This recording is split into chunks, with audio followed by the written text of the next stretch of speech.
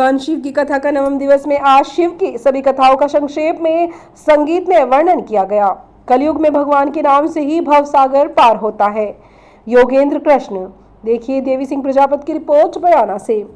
व्यापार संघ की धर्मशाला में चल रही शिव पुराण कथा के समापन दिवस में कथा पंडित योगेंद्र कृष्ण शास्त्री महाराज वृंदावन धाम वालों के मुखराविंद से संगीत में शिव जी की सभी कथाओं का संक्षेप में वर्णन किया गया।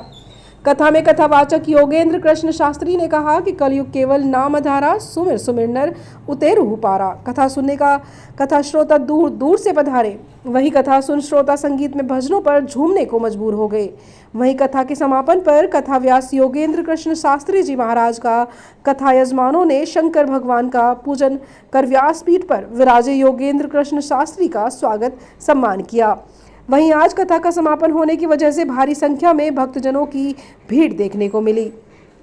इस अवसर पर मैसूर से कथा सुनने आई मुनमुन गोयल, अखिल भारतीय अग्रवाल सम्मेलन के राष्ट्रीय सचिव Rajesh Goyal, Bhagwan Swaroop Agarwal, Jagdish Agarwal, Satish Narang, Laltesh Agarwal, doctor Nitish Agarwal, doctor Nargesh Agarwal, Radha Agarwal, doctor Neha Agarwal, doctor Shruti Agarwal, Babita Jain, Archana Rawat, Renu Mishra, Neema Agarwal, Pranay Agarwal सहित हजारों की संख्या में महिला एवं पुरुष मौजूद रहे।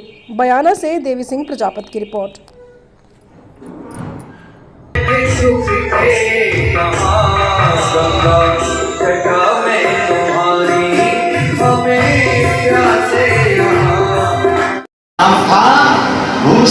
उससे विवाह करा।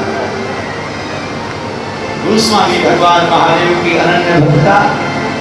जब भूष्मा देवी विवाहिता होकर के आई तो आस पड़ोस के परिवार रिश्तेदारों से बधाई आने लगी। अब सुदेहा को कोई नहीं पूछता है। भगवान महादेव की ऐसी कुछ कृपा संस्कार रहे। 1 वर्ष के बाद में ही भूष्मा देवी के यहाँ पर एक सुंदर पुत्र का जन्म हो गया।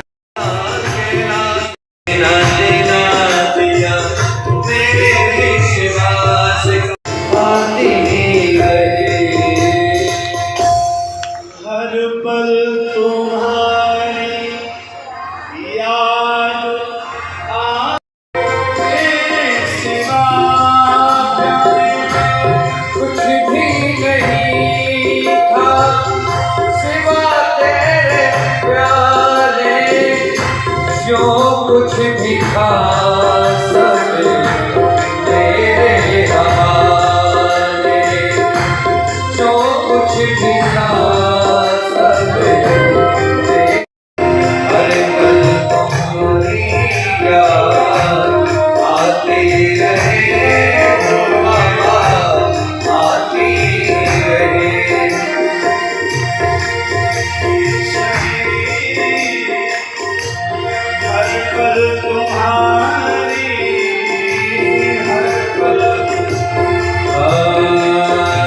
हर पल तुम्हारी याद आती रहे,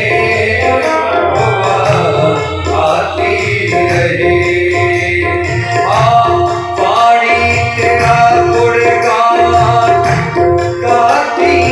प्रणाम करने के लिए अपने कक्ष में गई तो आप देखा महाराज वहां पलंग पर तो रखती ही रही है।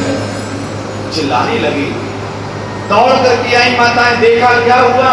पुत्र वधू ने अपनी सास को कहा, मां किसी ने आपके पुत्र को मार डाला, वो यहाँ पर नहीं है। अब तो पूरे परिवार में शोक छा गया।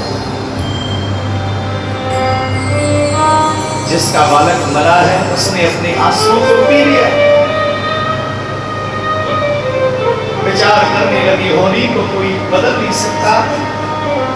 लेकिन रात्रि को भगवान महादेव की पार्थिव पूजा हमने की और ये श्रावण के महीने का आज आखिरी दिन है। भगवान महादेव के शिवलिंग पार्थिव रूप घर में विराजमान है। पहले इनको एक बार नदी में विसर्जन कर दें, उसके बाद में रोना धोना होगा। और जिसने मारा था वो भैया पछाड़ खा के रो रही है, माना आंसू की धार बह रही है, बड़ी जोर से रो रही है। ऐसा लगता है मानो सा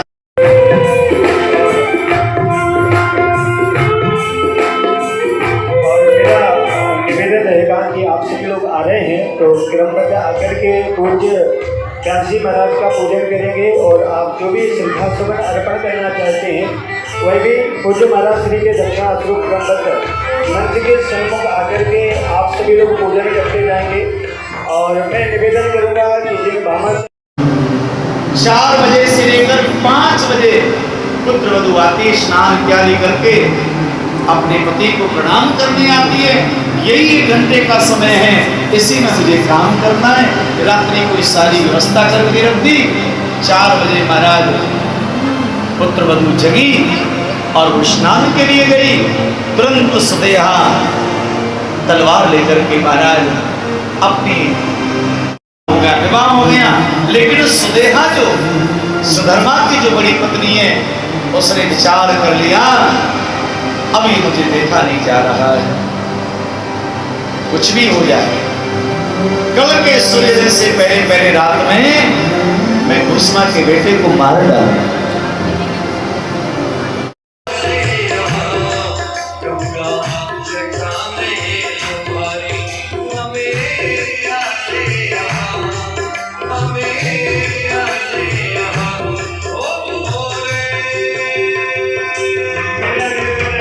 श्री बांके बिहारी लाल की जय।